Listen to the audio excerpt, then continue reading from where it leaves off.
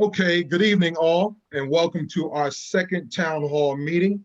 My name is Shelton J. Prescott, former SU student athlete class of 1996. And on behalf of our chairman and co-founder, Brian Tarrant, and Black Oranges, we sincerely thank you for supporting tonight's program, where the primary objective will be centered around student relationships and concerns with the Department of Public Safety, and what are the best practices and future plans of actions that will be used to bridge the gap between public safety, student population, primarily students of color, and the SU administration. As we all know, every student, employee are entitled to fair, safe, productive, unbiased, quality campus life and a college experience. So we are looking forward to a very productive discussion this evening with our very capable moderator and special guest. So let me also mention before I turn it over to our moderator that Black Oranges will be launching a new website very soon. That way, each one of you can stay informed on our future projects, webinars, and initiatives. So stay tuned.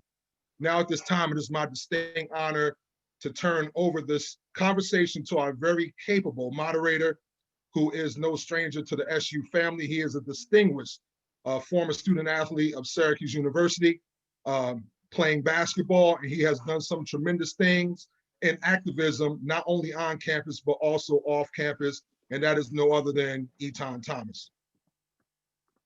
Thank you, sir. I appreciate that great introduction. Chief Maldonado, how are you doing, sir? I'm doing well, thank you. How are you? I'm good. I'm good. Thank you for Great. agreeing to be on this program. And I want to thank you for also, because, just a little bit of background, it was during the John Wallace retirement ceremony where we first spoke about this and spoke about, sitting down. It was right after I did the roundtable with Not Again SU. And you came up to me and you told me, and the lady that was with you also worked with DPS. I don't remember her name, but you both told me that you wanted to sit down with me and you kept your word with that. So I want to, thank you and tell you that I appreciate you keeping your word. Oh, you're very welcome. It's my pleasure to be here. Obviously, communication is key, and I want to make sure that we start this town hall with plenty of communication and dialogue, and I hope to be able to provide you all with as much information as possible about the Department of Public Safety and who we are and what we've done on campus, and also really to understand what your expectations are as well of the Department of Public Safety. I think that's great, and starting that dialogue. This is the reason why Brian Tarrant really formulated Black Oranges, for us to be able to use our collective power as former SU athletes, particularly Black and Brown athletes, to be able to use our collective power to kind of push for change, to push for the best Syracuse that there can possibly be. We're all very proud alumni, and we love our university, and we want to be able to do everything in our power to be able to make Syracuse all it can be, so to speak. So let's go back a little bit. I mentioned the roundtable discussion that I did with Not Again SU students while I was up there for John Wallace's retirement ceremony. I was there with my son, and my son was a young cat. He was in middle school then. He just started as a freshman, but he was in middle school at that time. And so we sat there. It was supposed to be for about 45 minutes. That's what the scheduled time was. But it ended up being about 3 hours. And we just sat there listening to Not Again SU students kind of go over the details of what had been happening. We, of course, read everything, the racial incidents that happened the semester before on campus, a lot of the friction, a lot of the different occurrences that happened after that, with Chancellor, with DPS, with everything. So it was kind of like a recap of everything. And I got to tell you honestly, after we left there, I felt so many different emotions. I didn't really know how to even put them into words. My son, who grew up, my wife played ball, Nicole, she played ball at Syracuse too. So he grew up inundated with Syracuse University. I mean, Syracuse on the walls, Syracuse hoodie. Every time we come back up there, Syracuse shirt, like all SU alumni, right? And one of the things that he asked me when we were on our way to go get something to eat afterwards. And the part that really struck with him was that the Not Again SU students kept saying how they didn't feel safe anymore. And he was like, why would they not feel safe? These bad things happened from other people who they don't, at least to that point, we never knew who they were or talking about the racial incidents that happened. He's like, but how did they turn to be the bad guys after all the stuff that happened? And it was an honest question that I really couldn't answer for him. So going on, from there, I wanted to be able to see what we can do to improve relations on campus. And I'm not gonna, we're not gonna go piece by piece. This is like you're on trial and I'm the prosecuting attorney or anything like that. That's not, what I'm equipped to do, and what, it's not fair for you to try to answer for all of DPS for each individual thing. But what is a way that first tell me, I'm trying to think of how to start with this, because I don't want you to try to answer everything, but I want you to, at the same time, explain why, in your opinion, and I can say it like this: if you were the Not Again SU students, what would you need to feel safe on campus and feel secure in DPS as having your best interests on campus? What would you need? Well, I mean, that's a challenging question to answer, because I could only relate back to my experience as a student as well. Okay. I was a student obviously a long time ago in the 1970s, obviously, and but I can tell you that as a student, I had certain expectations about feeling safe on campus. I also know that things don't change even when you look back 40 years later. We all come from different walks of life. We come from different areas. Some folks, both Black and brown, come from either, for the most part, urban environments. Some come from rural environments and suburban environments, even more so now. But I can't speak to how a Not Again SU student felt about safety, because it's difficult for me to put myself in their place. But I can tell you that as a student myself, I would expect that I want an environment where that I would be able to communicate effectively with the law enforcement agency on campus, in this case DPS. I'd want to be able to have a process in place to be able to go to someone when I did have concerns about either safety, specifically about a safety issue or a crime issue. And then I'd want to be able to communicate effectively with people who worked in that agency and understand what the process was if in fact I had a concern or a complaint. Okay. And I see that happen at times. I see that sometimes students come to us and they exercise the processes in place to generate a concern or a complaint. But I can also tell you that I think what's important is that there should be an awful lot of communication before we get to a point where things have escalated to a protest or things have escalated to contentious behavior, right? Okay. So, Okay. we try to establish relationships now, and I've tried to establish relationships now with students since I've been here. So I meet with them throughout the semester.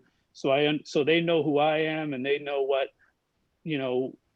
what I would do in a case of, and if they felt unsafe, if they felt that they were treated unfairly by the Department of Public Safety, but understanding that they would know the process is in place.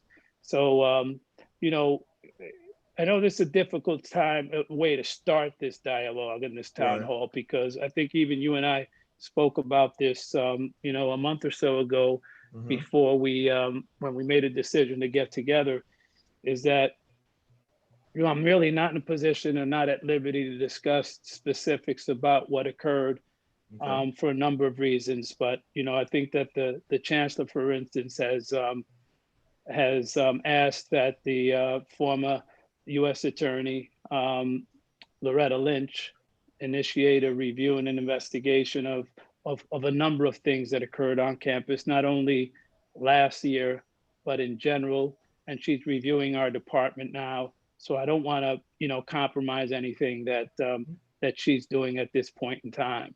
Okay, But but let me ask you this, because you did tell me this, when we had our conversation, and that was news to me. I didn't know that that was going on, and I think the perception is that everything has been kind of swept under the rug for everything that happened last year, and that goes back to accountability, or even admission of guilt, or even admission of something needed to be improved. So go a little bit more. I mean, I don't, as many details as you can, as to the outside independent investigation that's going on, because that's important, and people need to know that. Mm-hmm.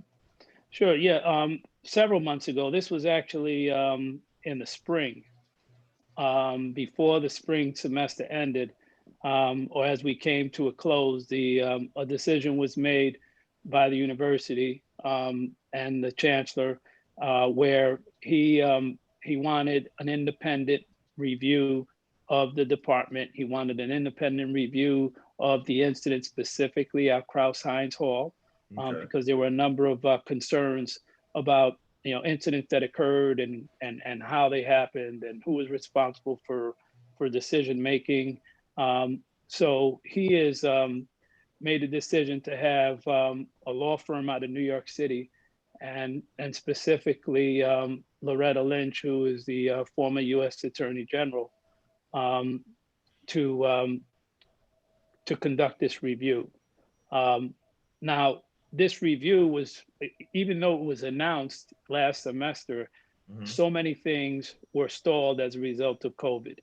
So I think the expectation that she had was that, and everyone else did at the university, including the administration, is that she would be able to come in last spring and start to initiate this review, come on campus with a team of, investigators and attorneys, and conduct this review. And that would mean, going through, policies and procedures, and going through interviews of people who were, on the ground during this incident, that worked for DPS, as well as students who had concerns about things that occurred during that period of time.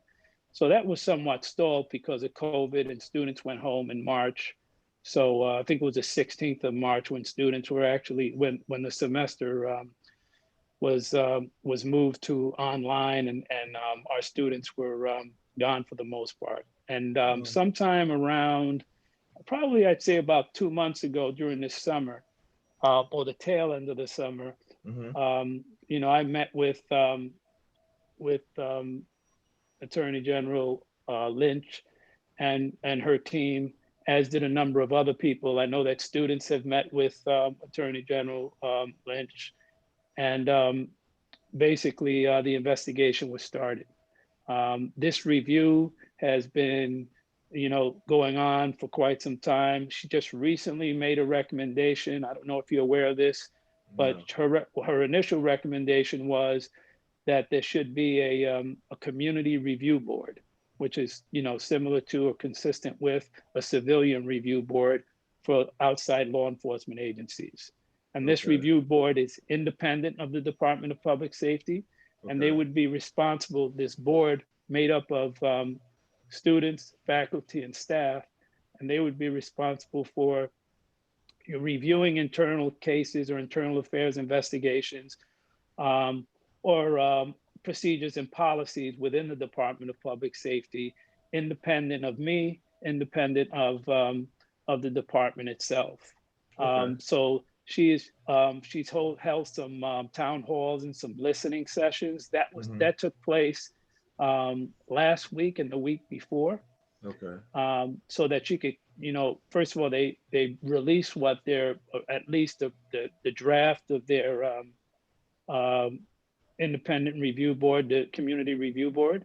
And then she took some some input or receive some input and receive questions from the community members who attended these town halls, which took place, like I said, about a week or two ago.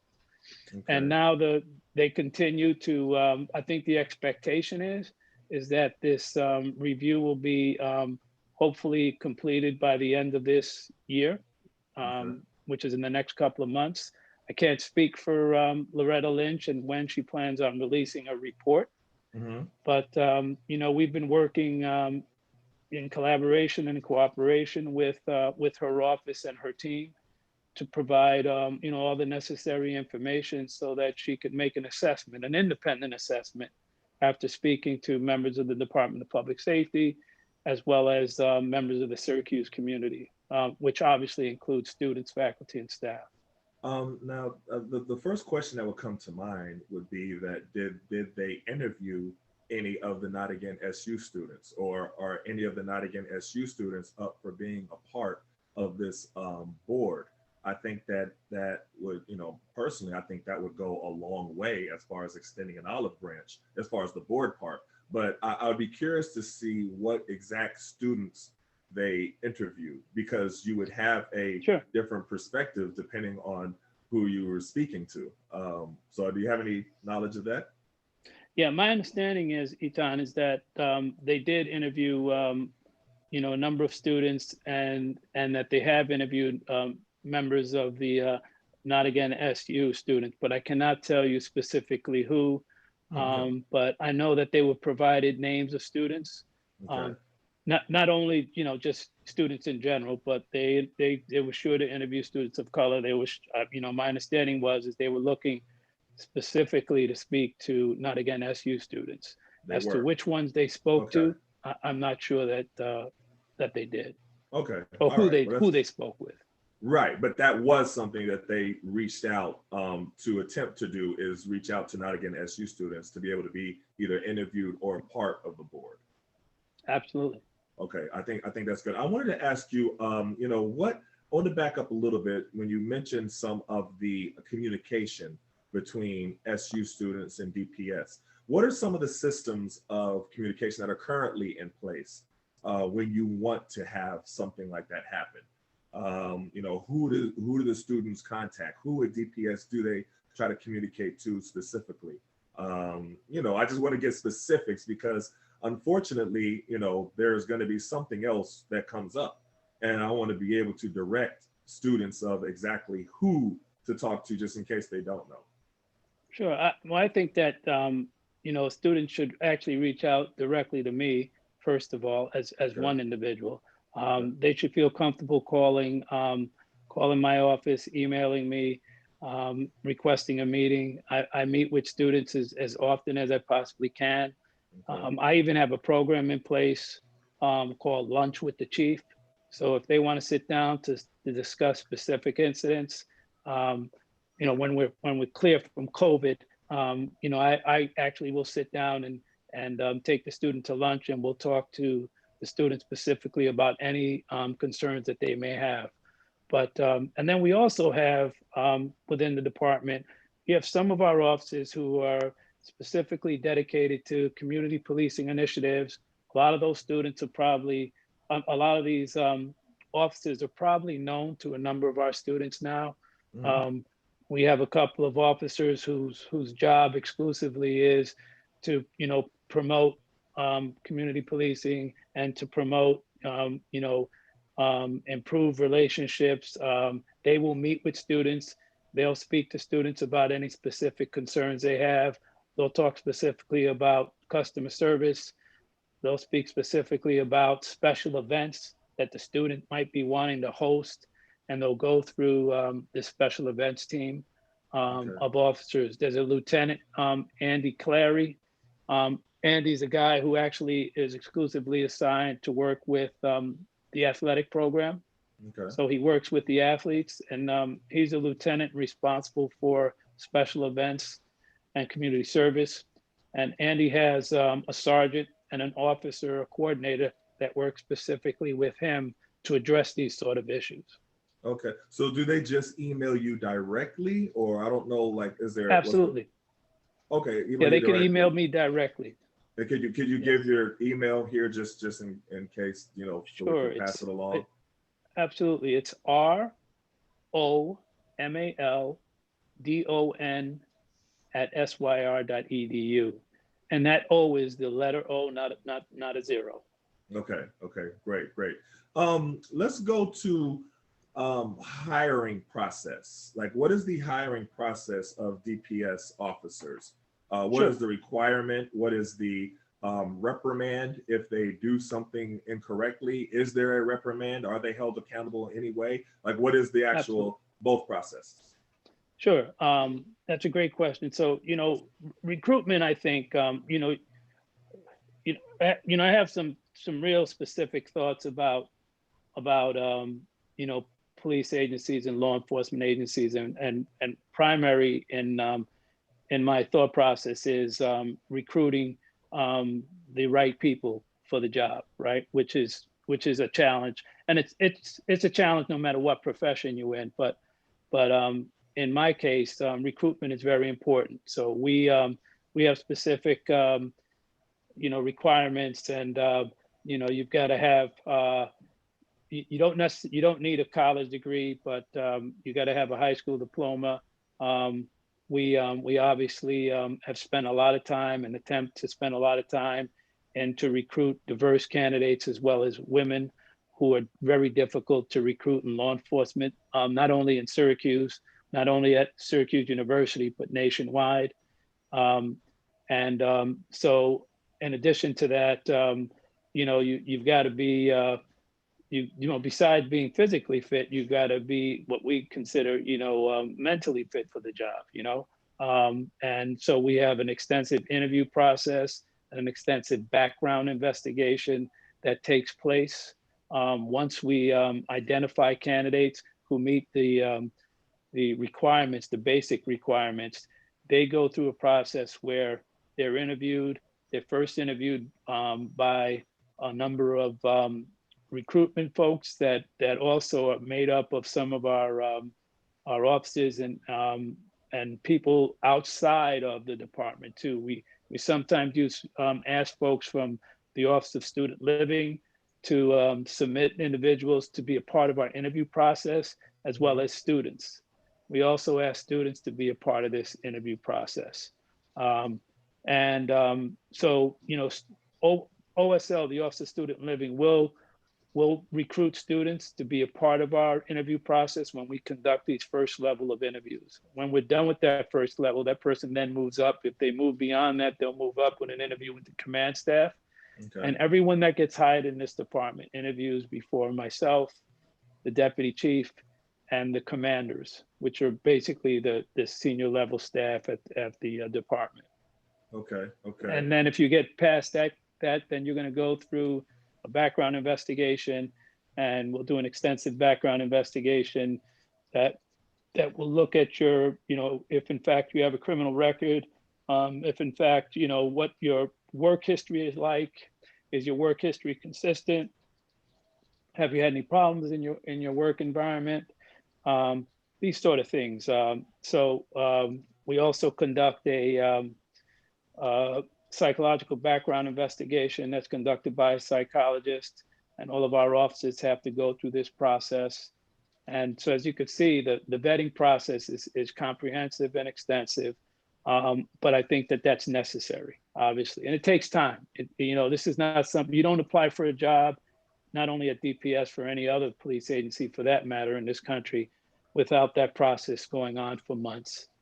But I'm glad that you mentioned recruitment and how we go about it, because one of the challenges I have and most police chiefs have in this country is recruiting, Black and brown officers.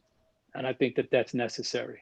What I think is important is that we have a department that is reflective of the community in which we serve.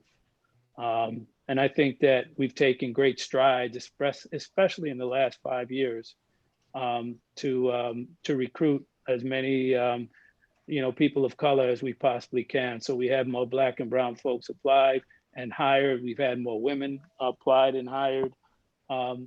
last year, for instance, and it's not only a peace officer that you see on the road, but we're also responsible for the residential community safety officer program.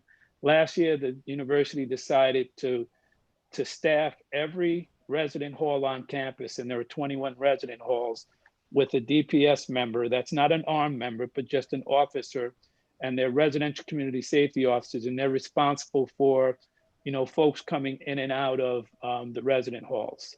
One of the good thing about that is that it actually provided an opportunity for a number of people in the city of Syracuse to have an opportunity to work for the university.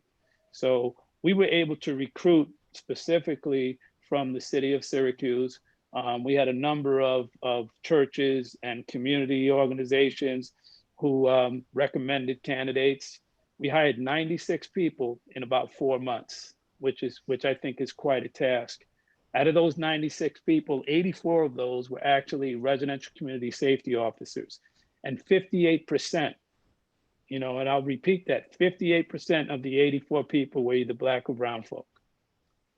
Okay. And we had 12 what we call coordinators, and they're the supervisor of those people to complement the 96. And out of those 12 officers, 5 of those were Black and brown folk. So I think that those numbers are really amazing. The folks that worked at DPS and in recruitment did a great job of identifying and interviewing and vetting people. So that really spoke. When I would match those numbers against any agency, even any department within the university itself. I don't care whether it's some other department, whether it's residential life or physical plant. Nobody can really match those numbers. And I think that we did that because I think it's important, so that when folks, especially people of color, walk into a resident hall, freshmen and sophomores, who are for the most part of the folks who are in these resident halls, when they come in, they see people that look like that, because that's the first person you come in contact with. And also it provided us an opportunity now to have a pool of candidates to move up the chain, right? To move up the ladder within the department. So therefore, if they want to apply for other jobs, like an armed peace officer job, they'd have an opportunity to do so. And we'd have, ready-made a pool of candidates that was, diverse and qualified. Let me ask you this, just interject, because I'm listening, and I think that sounds great. And I think that one of the things that are very important is the accountability part, and the second part of my question. Sure.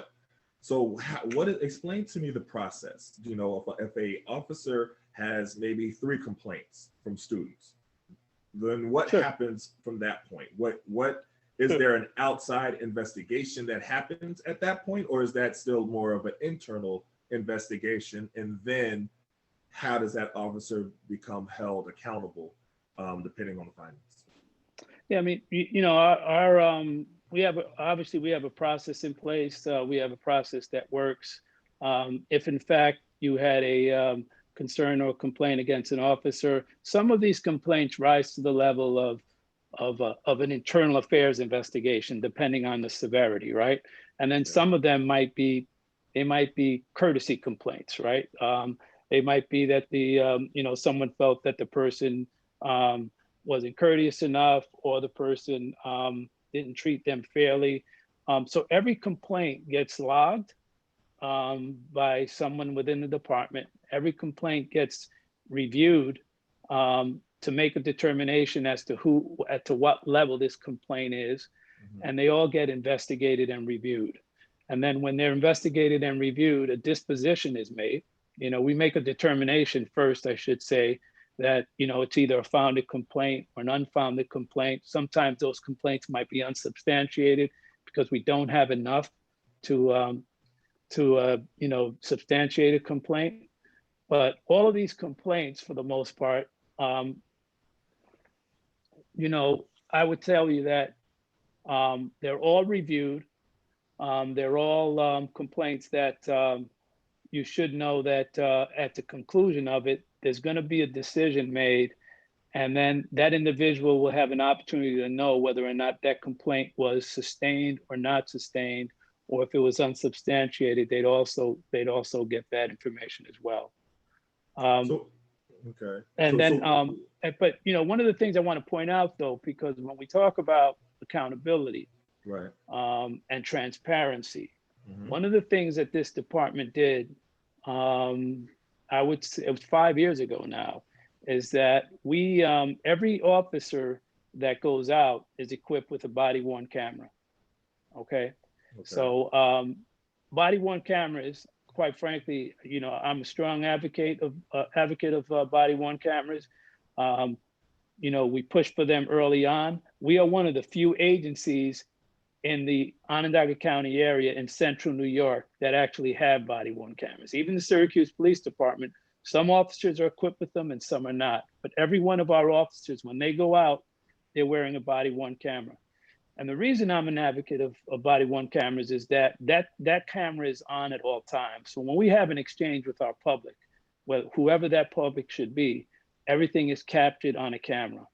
So when you have a complaint, the beauty of it for me is as a manager and as a supervisor, I'm able to go back to the videotape, right? I mean, nothing better than going back to the videotape and looking at something happen and making a determination whether or not this complaint is sustained or unsubstantiated. So we review body worn cameras often when we get a complaint or concern about an officer. And oftentimes that provides us the opportunity to make a decision as to whether or not, there was a legitimate basis. If the officer is found to be responsible and it's a sustained complaint, it sometimes, obviously, it depends on the level of the event or the seriousness of the event Hmm. that makes a determination as to what the disposition is. So I always say that in law enforcement, especially agencies that I've been a part of, discipline for the most part is progressive. Okay. And what I mean by that is that, the first incident, you might get, a letter in your file that says, what you did was inappropriate. You ought not do that again. And then the next time that individual is responsible for, committing an act that violates policy, the discipline may be is likely to be even stronger. However, I will tell you that sometimes you can move right to termination if we think that was serious enough. Right. Okay. So I've been a part of agencies, and I've been a part of this agency where if we get a complaint and we feel that an officer needs to be terminated as a result of a complaint, then that person will move right to termination, and the discipline isn't necessarily progressive. And so I'm not sure that answered your question, but I just want you to know that we do have processes in place. Like I said before, I'm a strong advocate of body worn cameras because they speak volumes. Hmm. When we go up, my expectation too is when an officer walks up into a scene, they should be, if they have the luxury of time to do so, they should be going up to a complainant, whether that complainant is black, white, or brown, and saying, my name is Officer Maldonado. I just want you to know that I'm wearing a body worn camera and everything is being recorded. How can I help you today? So that everybody understands that, and what that does a lot of things, because I think that people know that, when a camera is on, I think we all are more likely to act civilly and respectful, but they're on all the time. And if they're not on, the officer is going to have to answer as to why it's not on. Okay. All right. So and again, I'm going to try to avoid specifics, but I Sure. remember reading and watching and listening to Not Again SU students, in particular, tell of the time when they were in the, I still call it the School of Management because that's where it was when I was there. I was actually, business major, so that was my school. But I don't know what the actual name of it is now. but that's where Yeah. they were, camped. That's where I saw when I went to the round table. That's the same place where they actually were. Sleeper bags Right. over here, like everything. And what you know what building I'm talking about? It's the old school of At management building. Whitman. Whitman. Okay. Well, Whitman is a school of management. Okay. All right. So Well, I don't know about I'm not sure about the old school of management because Right. it was likely I wasn't here at the time. Okay, no. It's not where it is now. The old school of management was at a different place. But anyway, that's where they were having their sit-in. And so I'm reading about it, and I'm reading about how the incident happened with the DPS, where they I'm trying to avoid specifics, but there was a confrontation. And usually going back to different things of police departments, when there is a confrontation, the police have everything on body camera, they release that to the public and say, see, look, we didn't do anything wrong. The body cameras here show that we did this X, Y, and Z. I saw film of students that filmed everything, but I didn't see any film of DPS presenting to at least the public. They might have presented it internally or anything like that to the public. Mm-hmm. Was that part of the review board or anything like that? Were the body cameras worn during those events that were captured? Like I'm just, because I'm body cameras can catch different angles. I'm aware of, or video cameras can catch different angles, but I've never heard anything relating to body cameras on the side of DPS from those incidents. Well, first of all, if it happened in the last 5 years, then the body worn camera should have been on, and it was more than likely to be on. Okay. And you'll see this too, is that body worn cameras, and when the video and videotape from a body worn camera is released, is left up to the discretion of the police chief in whatever the department is, and that happens nationwide.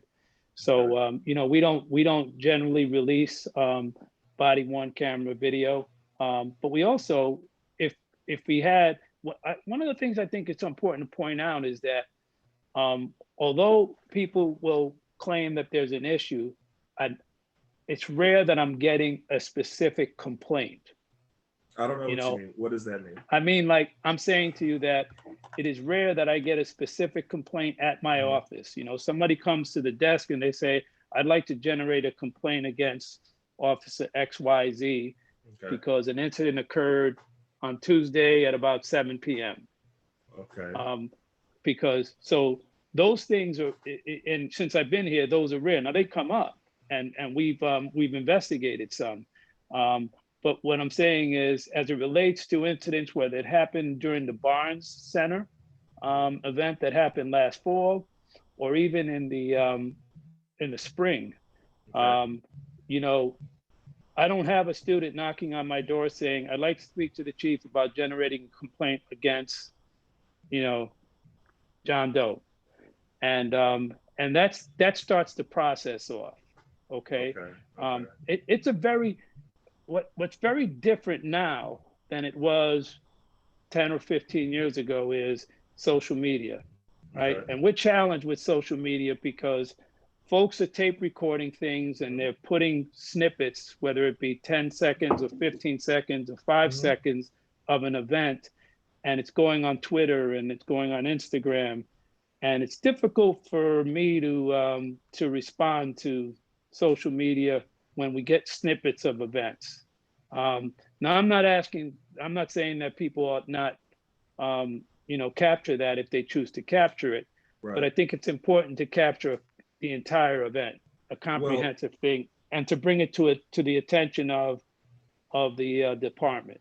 Well, I think what's problematic with that is that we've heard that, before from different police departments, that this is going, further, beyond DPS, the claims that, what we're seeing in the video, that we don't know what happened before the video. And if nothing is produced to negate, what happened before the video, allegedly, all we can go by is what we're seeing actually in the video. So that, goes to my original point that a lot of times what the police departments will do, if they do have that footage, to say, no, this is what happened, and they put it out immediately. Sure. and then say, look, because it is a social media era. It is an era Sure. where people do capture one part. But going back to it, where I didn't see anything produced that negated anything that the students claimed happened. I didn't see any, except, and I'll get to that in a minute, is the letter that I saw the students read while I was at the round table. It like just came in, like they hadn't even all seen it yet. And so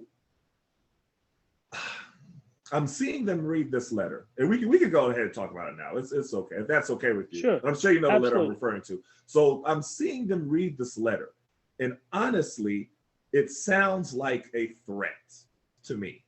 I'm listening to it. I'm looking at them read it. I'm looking at their faces, and I'm seeing fear in all of these young Syracuse University students, and they're freshmen and sophomores, meaning they're barely, 18 and 19, and they're young. And I wanted to ask you specifically, I see that Black Oranges is on it. They pulled up the letter. Let me see if I can read it here in this small print. Hold on. If you can see the letter yourself, Chief Maldonado, I don't know. Do you see the shared screen? I could see that there's a letter there, but it's way too small for me to be able to read. But I think you and I spoke about this letter before. I can, I know if you have a question, I'd be happy to. Yeah, definitely. But I could. Well, I have a lot of questions with it, but I'll let you respond to. The letter I'm talking about. What is your response to this letter as a whole? Well, yeah, one thing you should recognize is that that letter was generated by the union that represents the officers that work at DPS, and so the union got together and made a decision to generate a letter. I think the letter is addressed to the chancellor, correct? Yes, and yeah. Hold on. Let me see here, because I want to be able to see if I could expand this. Yeah, no, I can't. So the letter is addressed, and it looked to me that, okay, that's a little bit better. There we go. All right, they're helping me out here. Okay. All right, here we go. Let me read some of it. Yes, it starts off, Dear Chancellor. All right, recent events occurring at Syracuse University and the response to those events have compelled us, the officers working in the university's Department of Public Safety, DPS, to reach out to you. We would like to set the record straight.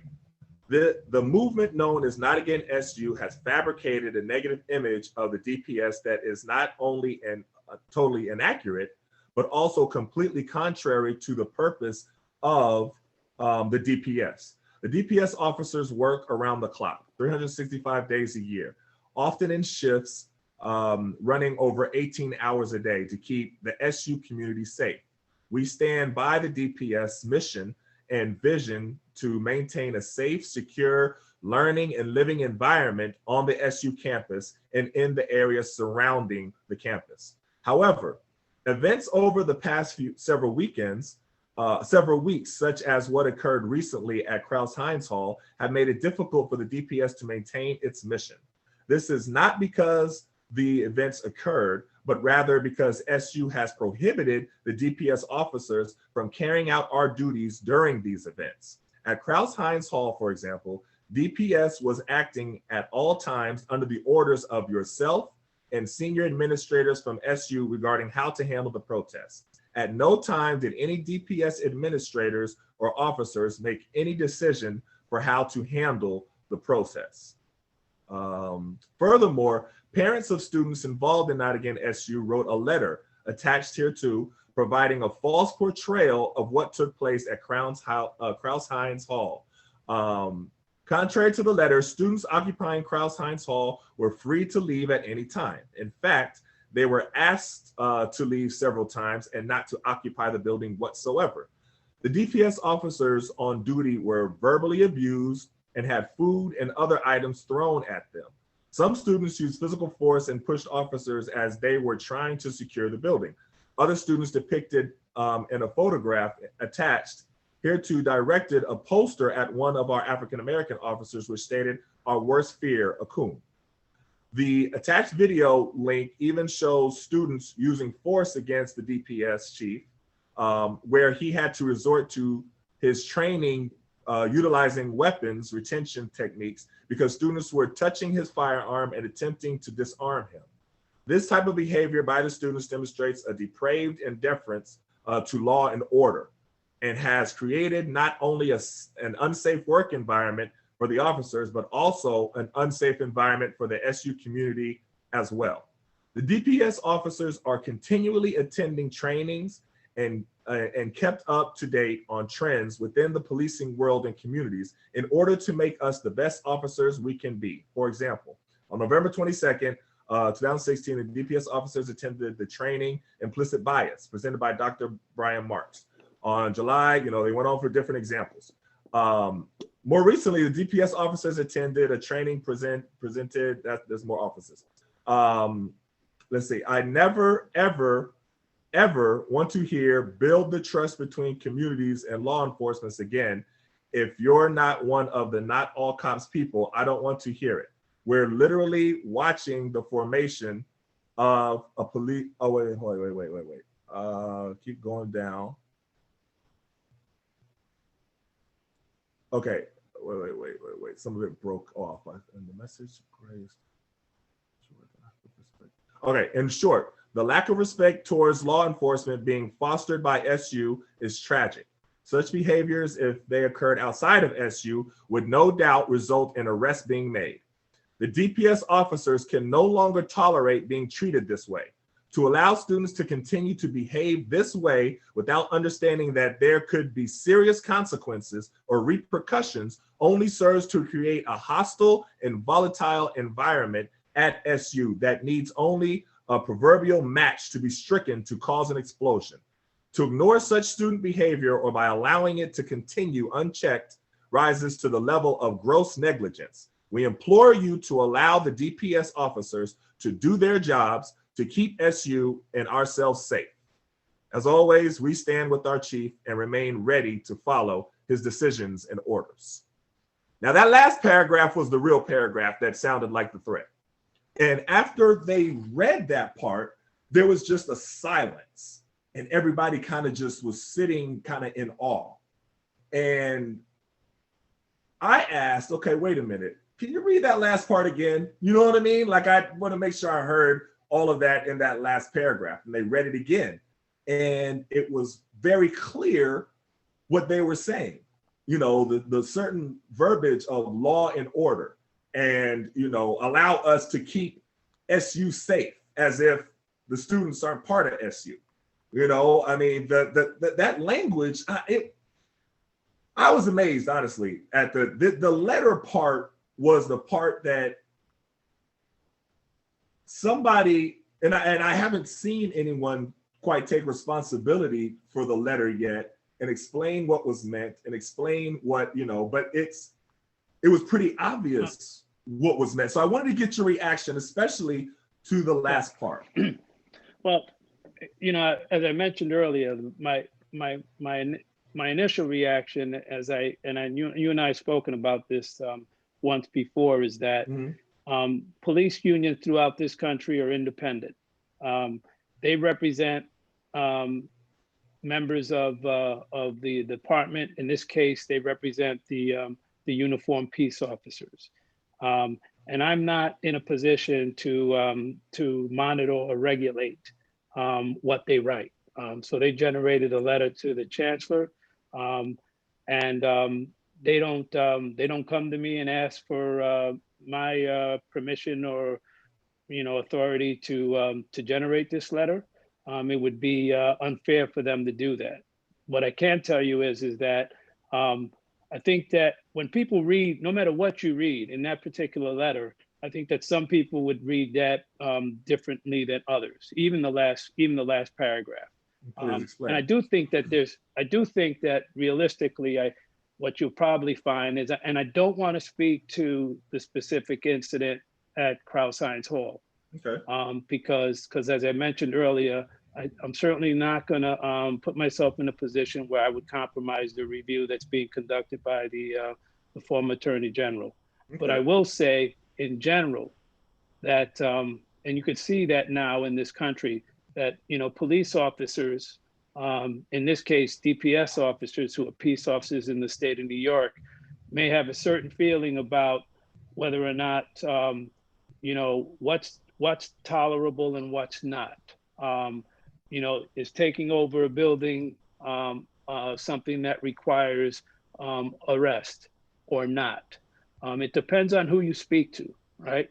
But more often than not, if you occupy a space that compromises the safety and security of the general community, there are police agencies in this country, and that might require that, or at least think that it requires that students be moved out, that students be arrested, that students be at least sanctioned internally within the university. So I can't speak to, I'm not going to put myself in a position to speak to the union and and those who authored that letter. If you want to understand, what they meant by that last paragraph, you'll probably have to get that information for them. But I can tell you that I think that there's, realistically, we have to understand that there are clear distinctions between, and schools of thought about, what do you do about a situation where a protest may compromise the safety and security of a greater community? But let me ask you this though, because it's almost comes to where we're discussing the reaction, but not what caused the reaction as well. Because I think one of the things before, the reason for the sit-in was because no arrests were made or has there been arrests made that were just not to my knowledge from the numerous racial incidents that happened and made national news. This wasn't just locally in the Syracuse paper, and no disrespect to the Syracuse paper. This was on CNN. This was on MSNBC. You know what I mean? So the fact that you look at the pattern of events that occurred, and it looks like higher learning. I don't know if you remember higher learning, but it was like, like white nationalist manifesto, swastika painted, the N-word spray painted, all these different things happened, and nobody was arrested, nobody was found guilty, nobody was, that it was nothing happened from it. So from the student standpoint, and I guess I don't know what was communicated to them that was even in the process of happening because when I sat there with them, they were like, we haven't been told anything. And it looked like it was being completely swept under the rug. So that was the reason for the sit-in, or you know what I mean? So it's hard to skip past that part to where the union says, well, we have to make sure that, we have to protect the building because we have to, make sure that everything is done in a, I'm like, well, you kind of skipped the part there. Well, I think those are different issues, but I do want to speak to, what you just mentioned about, because no one was arrested, and that's an interesting comment, because one of the things that I think it's important that I point out is that we had a number of issues that started last year in the fall that came up. Most of them were graffiti related, and most of them were offensive graffiti related, directed at African Americans, Asians, and a number of other groups. And a lot of these events, it was, when you say, well, no one was arrested, I would say to you that no one was identified who was responsible for that. And so, because I can tell you that had we identified a responsible party, they would have definitely been arrested. Okay. And then what I should also point out is that a majority of these incidents that occurred, as they occurred, especially the graffiti incidents, were happening in the dark of night, in a bathroom stall, in a hallway, in a resident hall, where no one was at 1 or 2 o'clock in the morning when it was discovered. And it became a real challenge to try to identify who was responsible. So every day when I came to work, if I found out about another incident, if we had when we don't have cameras, obviously in bathrooms, and we don't have cameras in hallways of residence hall because of privacy concerns. But if we had at least a camera available, okay, to identify who was responsible for committing the act of criminal mischief, in that case where they're writing on a wall and graffiti was written, we went and we tried to gather that physical evidence as soon as we can. We interviewed folks who lived in those buildings, who may have seen people enter those bathrooms. And we tried our very best to try to identify who was responsible. But when you have, I can tell you, when you have so many of these incidents that occurred, and they're hiding, and and I'm saying cowards are hiding in bathrooms, scribbling on walls and scribbling on stall walls, it just became a real challenge to try to identify. So it wasn't as if, I don't want to give the impression that no one was arrested, so therefore we identified people and made the decision not to arrest. I can tell you that arrest would have been imminent had someone been identified. Okay. And then we had incidents on campus where people were identified. We had a few incidents on campus where somebody committed an act in front of a camera, and we were able to use a camera to our advantage and identify someone. Well, that was the frat house when they were yelling the obscenities at the woman, and I read about that. But my going back towards this, as far as not identifying them at that time, could the DPS have done a little bit of a better job of communicating to the student body, in particular the Black and brown student body, that it was a priority of theirs to be able to find whoever did this because they wanted to keep them safe on campus? Was that ever communicated to the, because I asked that because it didn't appear as it was when I sat down at the town hall with them. Well, I could tell you that was communicated. And I could tell you that not only was it communicated out of my office, but this was what you have to understand is that we have a network of people who sat down with our, we had folks in our marketing communications. We have folks who worked for enrollment in the student experience. We had folks that worked within the Department of Public Safety, and a number of people got together collectively and made decisions about, not that we were going to only generate the communication, but in what manner. So we sent out emails, and we sent out, when we got to the point too, where now we actually have a website that identifies that all these incidents are posted, and then any updates on any incident that occurred, whether it occurred a year ago or a month ago, we keep that website updated. So that information was communicated, and it was communicated to our community. Now, sometimes, and we also, not only through email, but our social media folks are responsible for distributing information through social media. So, I would beg to differ if somebody claimed that they just never received any communication about it, because they did. If I can interject there, since it was national news and it was on CNN, on MSNBC, on every major news outlet, would it have been more beneficial to make statements on those national publications and national news sites and outlets to be able to let the world know that this was done? Because honestly, when anybody thought about Syracuse University, they thought about that for a long time. Sure. And that's the only message that people didn't go to the website. People didn't get the newsletter. People didn't get the email. Right. But I think that and this is just, quite honestly, I think that it would have gone a long way to go on there and declare that, the students' lives are important, that you want to be able to get to the bottom of this, and that you want them to feel safe on campus. I think those things would have and could have, cooled a lot of the mistrust in the DPS and in the university to thinking that just nothing, because if you go over a long period of time and nothing happened, you're like, okay, what's going on? Like, why aren't we hearing that anybody's been, identified? So, so once again, what you have to understand, Etan, is that that happened. Okay.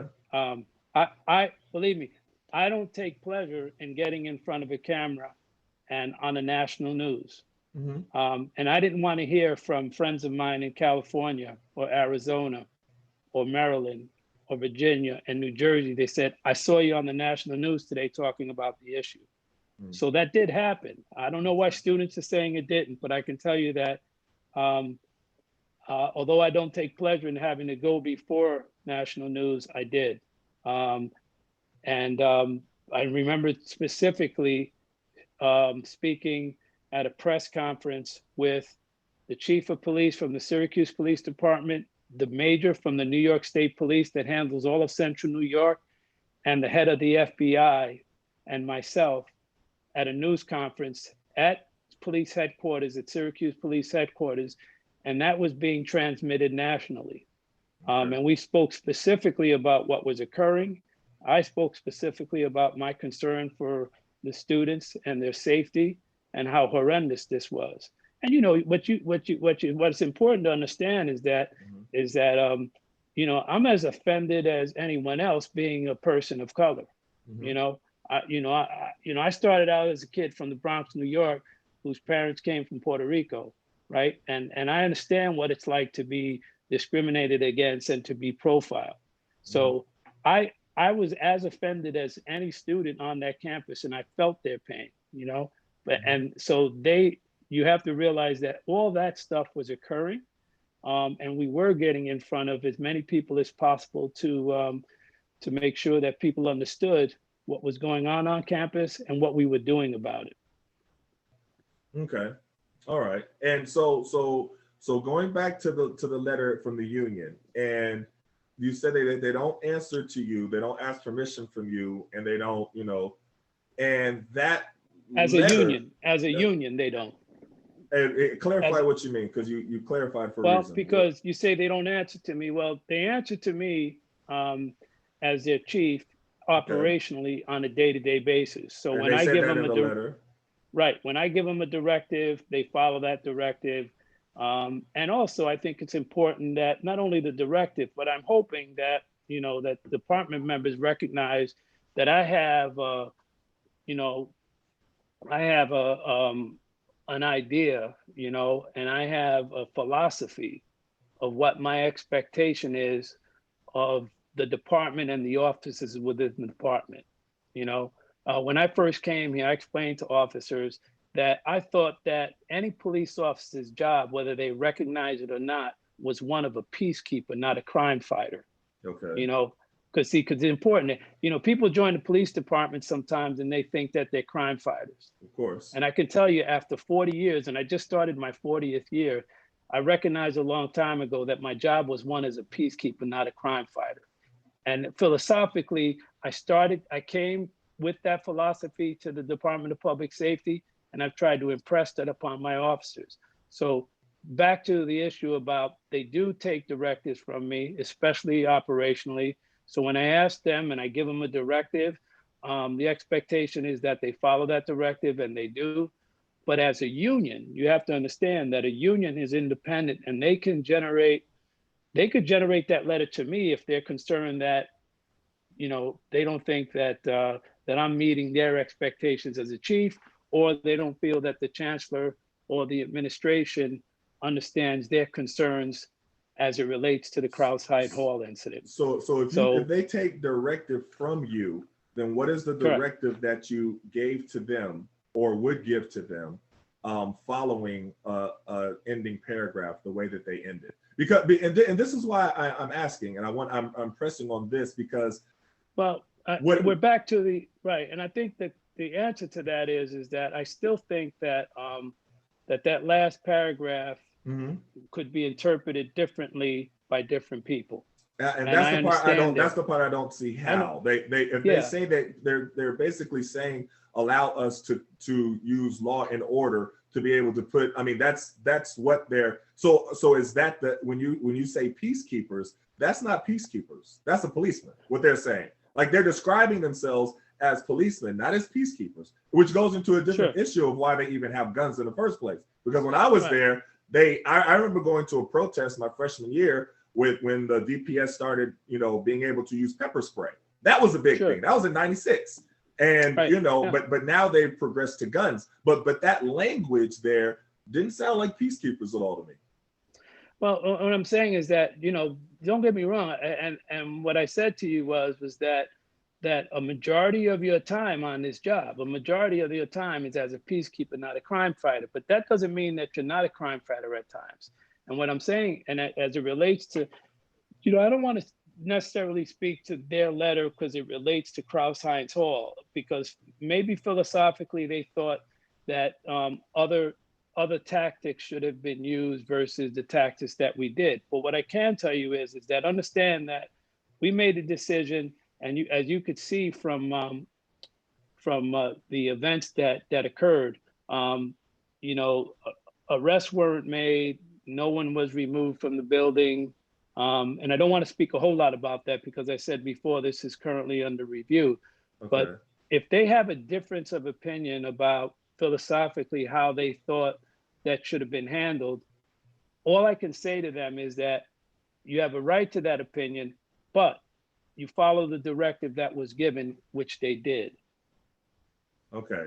All right. So basically, whatever their opinion is, they're required to follow your directive. Absolutely. Okay. And so and since you are the ones who is directing them, because right now, if I'm a student there and I see them after reading the letter, my feeling isn't one of comfort. My feeling isn't one of them, trying to protect and serve me, or say, I mean, they separated. If I'm a student of color or reading that letter and I see them, I'm looking at them with cautious eyes anytime I pass them on campus. So, and that translated to the fear that I saw in the students' eyes when they were reading the letter. And that's just the opposite. I mean, these are Syracuse students. It's like they're speaking of them as if they're criminals, as if they're somebody that they have to, subdue and protect from the other, students. Like their language separated them. So how as a student are you, especially a student of color, are you supposed to feel any type of positive relationship whatsoever with the DPS after reading that letter? Right. I understand your position, and I understand the position of some students of color who feel that way, that they interpret that a certain way, and there's not a thing I can say to change their opinion, nor would I try to, because that's what they feel. And I'll probably say too that there are probably others that don't feel as strong as that. There are some that don't feel that at all. But I can tell you that I certainly understand what you're saying. And, it's difficult for me. I think what we have to do now is moving forward, right? Is say, okay, so where do we go from here? And that's the question. Because I don't really think that, there's a, it's certainly not my feeling that there are peace officers on our department that say, we ought to arrest everybody for every violation of the law. Because that's just not the case. I know that not to be the case, but in this particular case, there were a lot of feelings that were stirred up as a result of both Barnes Center and Crouse-Hines Hall protest, specifically with students of color, Black and brown folk on this campus that come from all different walks of life, who have opinions that they come with. When I moved upstate from the Bronx, New York, to go to college at Cornell in Ithaca, New York, I had feelings. I had certain, predetermined feelings about law enforcement and police. So I know that folks have those same sort of feelings that they bring with them. But in the same sense, don't you think that the DPS police have those same feelings about Black and brown students when they come on? And I'm sure it works both ways. I'm sure it's not just one side. No. Yeah, no, I'm not. What I'm saying is that I'm saying that, don't get me wrong. I didn't say that their thoughts or their feelings or their predetermined notions about police, that could be positive or negative, whatever it is. I had fair exchanges with police officers in the Bronx, and I had not so fair exchanges with police officers. my point is that people come from all walks of life and they're here. And what I want to be able to show them is that the Department of Public Safety is here for every student, regardless of the color of their skin, regardless of their background, regardless of their gender. It doesn't really matter. And we do that, as I mentioned before, in a whole bunch of different ways, but it starts with communication. And I think we have a lot of, pushing for communication and improving communication to go. I think this was this honestly was a great first step, but I think it's going to take a lot, because if you're looking at a letter like that and it's hanging there and it hasn't been addressed, it hasn't been recanted, it hasn't been explained, it hasn't been anything, to my knowledge, from the police union that go under your directive, addressing this specific letter. So it's a little bit difficult for people to swallow what you're saying when you say that you want everybody, regardless of race or color or ethnicity, to be able to all feel when you have a letter like this, kind of hanging unanswered. And I think that one of the things that would have to be done, and this is from my, I'm not a student there, I'm not a student at Syracuse, but I left there like, I don't know if I want my son to come here. That's what I left thinking. And my son is a what do you call it, a legacy kid. Like, both parents went to Syracuse. Like I said, he was inundated, but I left there like, well, the tone of this letter, and this is apart from, say you take away everything else, the tone of the letter in particular would make me uncomfortable to send my son there. And what I'm saying is that we need to take crucial and immediate and deliberate steps towards improving that relationship. And I think we have a long way to go. I think this is a great first step. I think the things I think it's great that you told that there was an independent review board,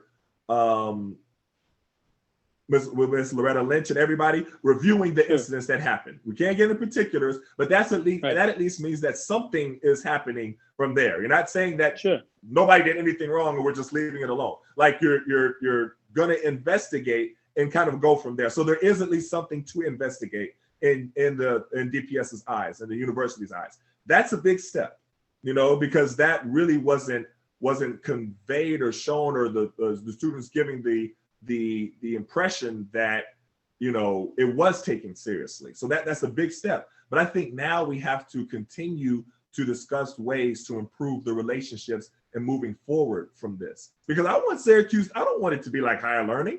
You know what I mean? I don't want it to be like where it's, I don't want to think twice about sending my son there if that's where he decides that he wants to go. No pressure. But I'm just saying, if that's where that, I want to be able to confidently say he'll be in a safe environment where he won't be treated differently because of the color of his skin, or he won't, be looked at as a criminal, walking on campus mixed in with regular students. And that's the part. And I appreciate your willingness to sit down with Black Oranges. And this is what we want to do as Black Oranges. We want to be able to make suggestions to move towards improving the relationship, because it's an important relationship to have. And absolutely. I think I agree with you that all students should feel safe and should feel comforted and shouldn't feel fear when they see DPS. And I think right now we have, students that have good reason to feel fear. Well, I hope that we can, moving forward, change students' opinions about feeling fear here on campus, especially as it relates to the members of the Department of Public Safety. Because obviously our purpose here is to do the opposite, right? To make them feel safer, not to make them feel fearful. Right. And I do think that this is a great first step. But besides, I don't want to generally speak about what DPS does wrong or has done wrong, or how do we, because I think like I said before, we have processes in place to address that. Okay. But moving forward, what I want to be able to do is talk about what steps we can take to increase the level of communication. Because if we're able to talk to each other before an incident happens, it's going to be, and incidents will occur, right? Things Right. will happen no matter what Right. happens. There are going to be incidents that occur that we'll have to answer to, that we'll have to address. But if we enjoy a good relationship prior to that incident occur, I think that it's important that we have to, build a level of trust so that students will feel comfortable coming in and speaking to me and speaking to other members of the department, and or whoever they feel comfortable with, and lodging a concern or a complaint, or just coming in because they want to sit and talk about something else that might be concerning them as it relates to safety or security on campus. So I really think that, I want to be able to do that in the future, to have students who feel the way you say they feel come Mhm. before us and us talk in, in a town hall fashion, or in a focus group type of situation where we can exchange experiences. And not so much that, I remembered a year ago when somebody did this to me, and I Mhm. don't understand why you did that. As opposed to, okay, we get that and we all have that. And I think that it's important that that comes out and we channel our feelings appropriately. But what I think we really need to do is sit down and establish rapport and relationship with each other so that when those incidents do come up, we're able to address them. Okay. All right. And that's fair. And I think that one thing that we can't, I don't want to discount though, is that the events from the past still have a lot of pain with them. And they're just from Absolutely. last. So now they were freshmen, now they're sophomores, or they were Sure. sophomores, and now they're juniors. So it's Yeah, not that you can just kind of skip past it because it just happened last year.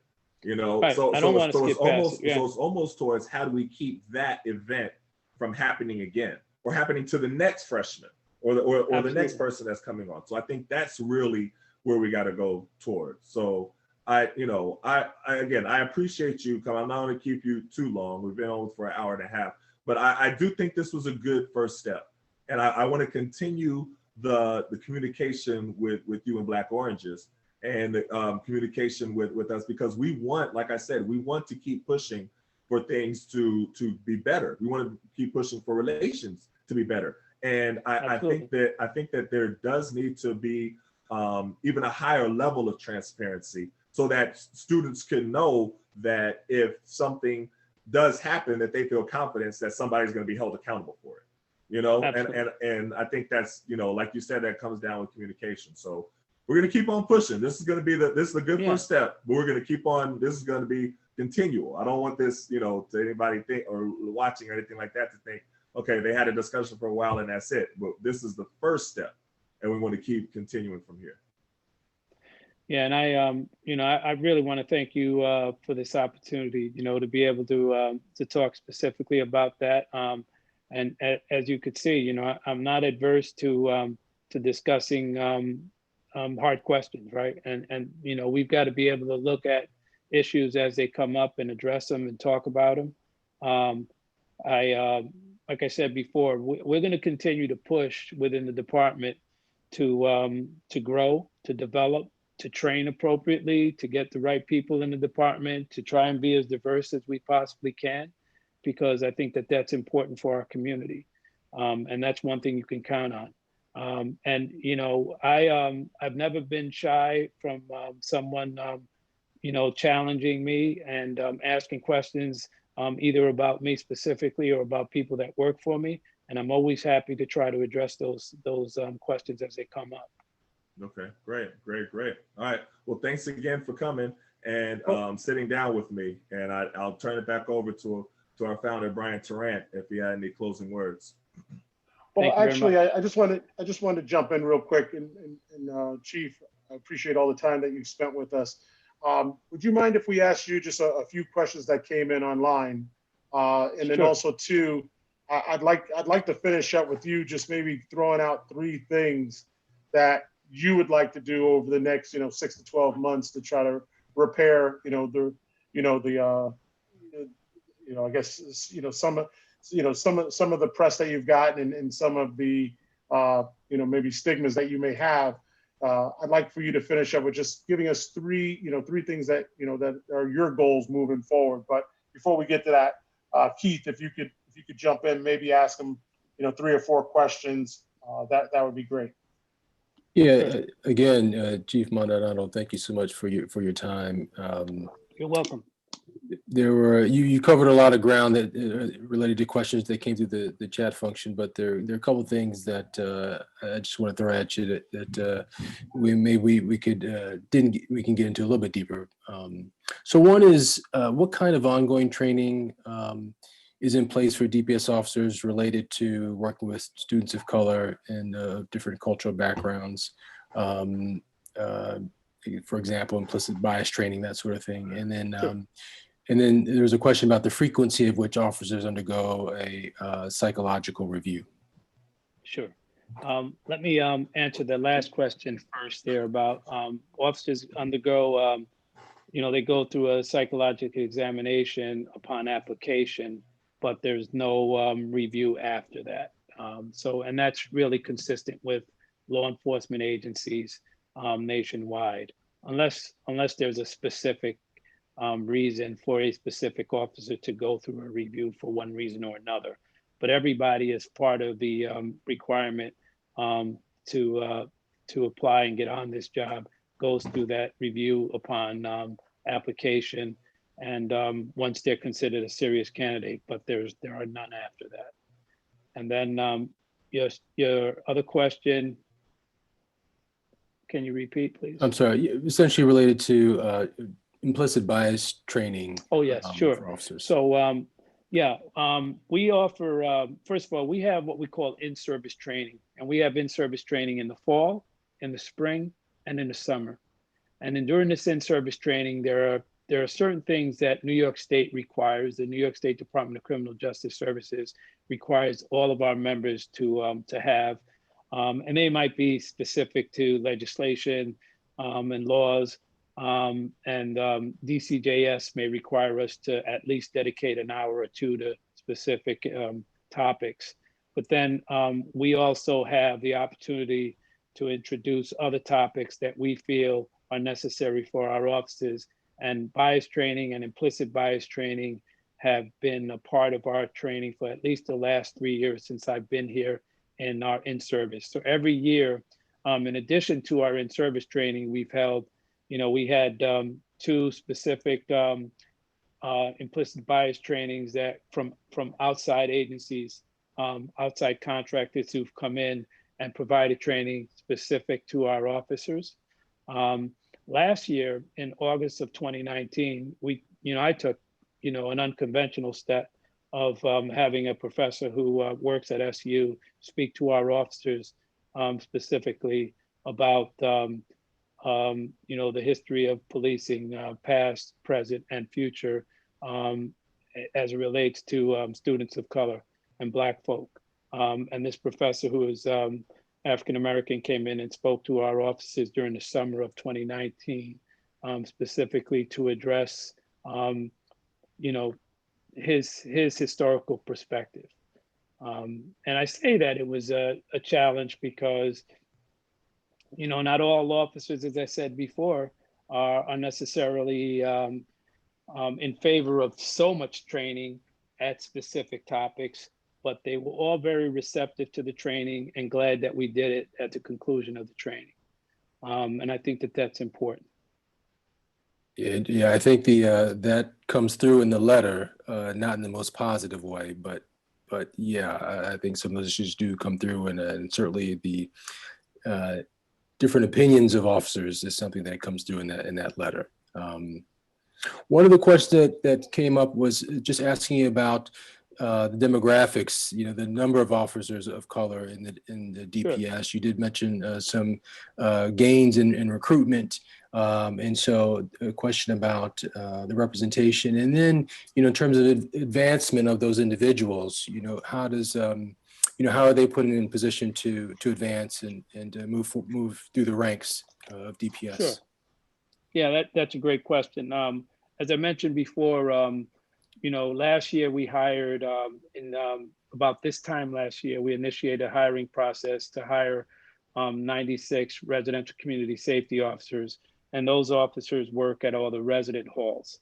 They're not sworn armed peace officers, but they're now put in a position where they're able to move up through the and given opportunities to work as either a community service officer or a peace officer and go to the academy here on campus that we offer. As I mentioned before, it was 58% of the residential community safety officers were actually Black and brown folk, and 42% of the supervisors were Black and brown folk. We right now, you know, I would say that our totals, and I've collected some of this in anticipation of this question, about 43% of the Department of Public Safety is comprised of people of color. And I'm proud of that number because that's a substantial number compared to most police agencies in this country. That's a substantial number compared to most universities in this country. We've taken these steps over the last 5 years to try to make ourselves more diverse and representative of the department we serve. You know, and one of the things we did too is that you know, we used to have quite a turnover with retention, right? Where we'd hire officers and our officers would leave and go to work with other police departments. So when I first arrived here, our retention rate was about 24%. That means that 3 out of 4 officers will leave in the door after they went through an academy. And the academies were conducted with either the Syracuse Police Department or the Onondaga County Sheriff's Office. And since then, in the last 5 years, we've actually developed our own police academy because we have a lot of really competent, qualified instructors who are certified with New York State Department of Criminal Justice Services. And so now we hold our own academy class, and it provides us an opportunity to be selective and to try to, you know, be more diverse, not only, you know, racial diversity, but gender. We had, you know, 2 or 3 female officers here some 5 years ago, and that number's increased substantially.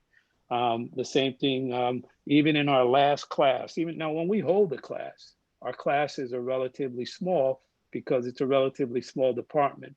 But we held a class of, and we graduated 4 officers in our last class, and 2 out of those 4 officers were Black males.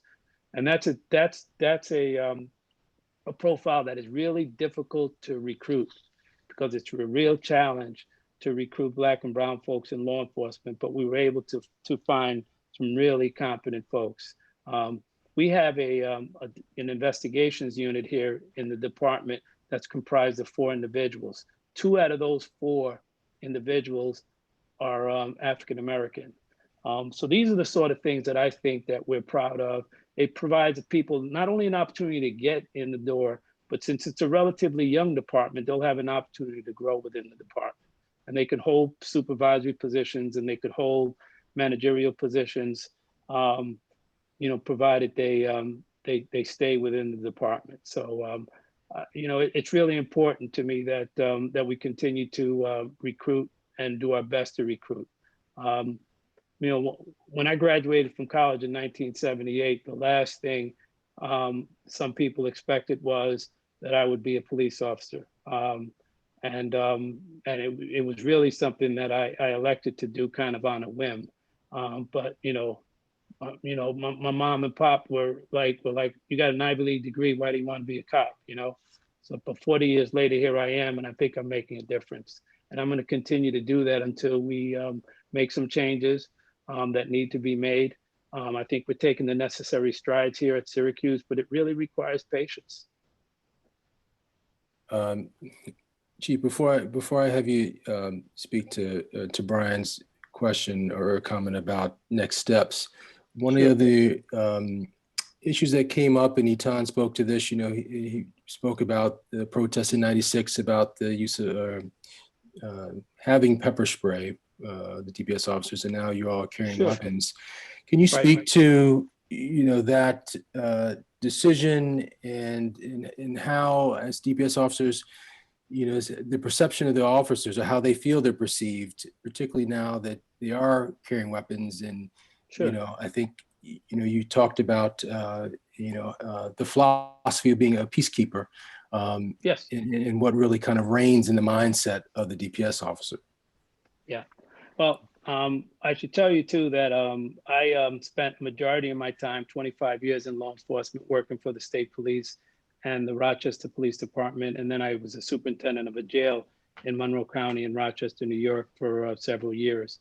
I say that because I understand what it's like to be a police officer on the outside who's obviously carrying a weapon. And then I also worked at a small college in the Rochester area called Nazareth College for 9 years prior to coming to Syracuse that was not armed. I know It was it a well. small liberal arts. Yeah. Yeah. So it's a small liberal arts college in an affluent community. The law enforcement agency is the Monroe County Sheriff's Office, and they were responsible for providing all the police services. And there was never really a need for that department to really become sworn. But I did find, and these are different times now, I have to tell you, when you look around the country and you see what occurred after Virginia Tech, things really changed nationwide about our law enforcement or public safety departments, not so much law enforcement, but public safety or campus safety departments. Are they able to truly provide safety and security for their communities? And when an active shooter is on campus, right? When somebody comes on campus and their intent is to kill as many people in as quick as time as possible, are we able to respond? The local police agencies are generally not close enough to be able to respond to an active shooter situation. And sometimes it's not even so much just an active shooter situation. We might have just one person who comes to commit a robbery on campus where our students are victimized by folks like this. So I was not here when the decision was made to arm the Syracuse University Department of Public Safety. I certainly support it because I think during these times that we live in, I think it's necessary for our officers to be able to provide, the necessary, service that's going to keep our campus safe. Now, you should know too that, and I mentioned before about in-service training, but we go through extensive firearms training, and that's done several times a year, where we not only qualify in the range, but we also go through specific scenarios where we're asked to make decisions and discuss issues about when you're required to use deadly physical force, how that goes about, understanding what the continuum of force looks like. So, we want to make sure that if our officers are carrying weapons, that they're adequately trained to do so. But I do think that it's necessary during these times, especially with the amount of students and folks, including when you think about the faculty, staff, and students on this campus, you're talking about a community that's 30,000 strong. And oftentimes our students are victimized by folks outside of the community, and we need to be able to protect them. We appreciate that response. Thank you. So I think the last piece was, just if there were 3 or 4, kind of messages or things that you would like to see moving forward in terms of how we improve relationships between DPS, its officers, and the students on campus. What those things may be, what it might look like. Well, I would think that one of the first things is that, I want to be able to partner with our students. And I want to be able to partner with our students so that we could, communicate more frequently. Unfortunately, we live our lives in 15-week increments, right? Through classes, and then, study week, and then exams. So it becomes hard to develop a pattern, or to develop at least some form of communication that's consistent.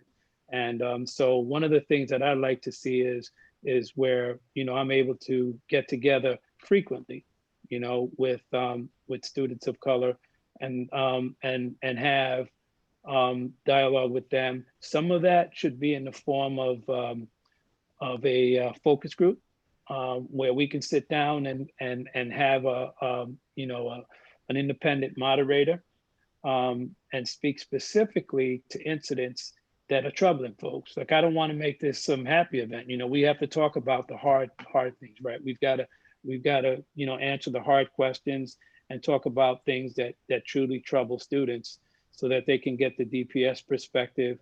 And we have to build trust. You know, another thing that's important is that I want to be able to partner with students specifically on our recruitment efforts, right? To you know, either recruit from students of color that go to school here, who graduate from here, who know people who they think would make, you know, good DPS officers, and have those folks, you know, introduced to us in some form.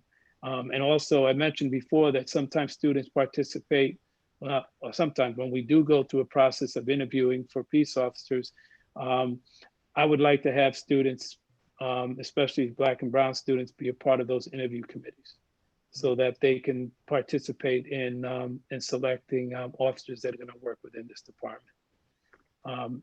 You know, I think that those are really critical and important pieces, because, you know, when I look at it all, I obviously the most important thing to recognize is that we don't enjoy the trust, right, to a certain group of folks here on campus. And I'm troubled by that. And I think that we've got to find a way to build that trust. I'm not asking folks to just forget about what happened. I know that it's difficult to dismiss things from your mind, but one of the most important things is that we've got to find a way to build trust. And that would help us move forward and communicate more effectively. You know, I think that that's a great idea. I would actually like, you know, for Black Oranges to participate in that, the forums as well, to even be able to be served as the outside mediator. But I do want to, you know, just whenever I hear you say that the moving past, it's got to be, you know, on both sides, where you acknowledge and then ensure how it's not going to happen again. You know, it's not just one side moving past it.